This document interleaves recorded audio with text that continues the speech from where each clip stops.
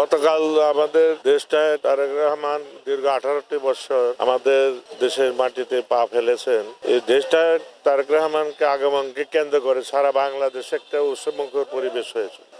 গতকাল সারা ঢাকা শহরে একটি মঞ্চে রূপান্তরিত হয়েছিল। মানে এত লোকের সমাগম ঘটেছিল, কোনো জায়গায় পা ফেলার ঠাঁই ছিল না। স্বৈরাচারী শেখ হাসিনা দেশ তারেক রহমানকে দেশান্তর করেছিল।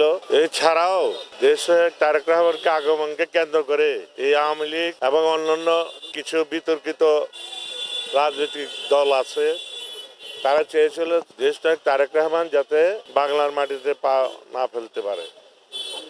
অনেক ষড়যন্ত্র করছে, অনেক ষড়যন্ত্র মোকাবেলা করা শেষ পর্যন্ত তারেক রহমান দেশের মাটিতে পা ফেলেছে। তাই আমরা মনে করি যে বাংলাদেশের যত ষড়যন্ত্রকারীরা আজকে নিশ্চিত হয়ে গেছে, তারেক রহমানের দেশের আগমনের প্রত্যাবর্তন করার পর এখন যতই ষড়যন্ত্র হোক এই ষড়যন্ত্রকারীদের আর রেহাই দেওয়া হবে না। ইনশাল্লাহ আমরা মনে করি আমাদের ভারপ্রাপ্ত চেয়ারম্যান দেশনায়ক দেশে ফিরেছেন এবং এই যে এর আগমনকে নিয়ে যারা কৌতূহল, বিভিন্ন অপপ্রচার, বিভিন্ন কথাবার্তা তারা বলেছে, তারা আজকে কিন্তু সব নিশ্চুপ হয়ে গেছে। আজকে আমাদের দেশনায়ক তারেক রহমান ভারপ্রাপ্ত চেয়ারম্যান আমাদের শহীদ রাষ্ট্রপতি জিয়া রহমানের মাজার জিয়ারত করবেন। এখান থেকে মাজার জিয়ারত করে উনি আবার স্মৃতিসৌধে যাবেন।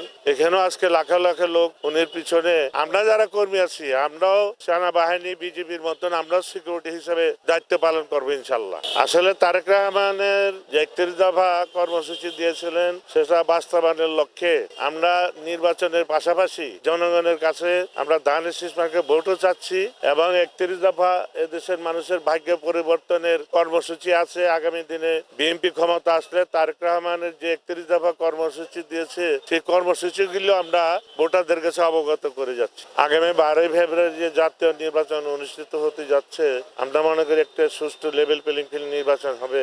এই নির্বাচন আমি বলতে চাই, যেদিন তারেক রহমান এদেশের মাটিতে পা ফেলেছে সেদিন থেকে বিএনপি আমার মনে হয় আগামী নির্বাচনে 100% নিশ্চিত জয়যুক্ত হবে এবং তারেক রহমান এদেশের প্রধানমন্ত্রী হবেন। ঠিক।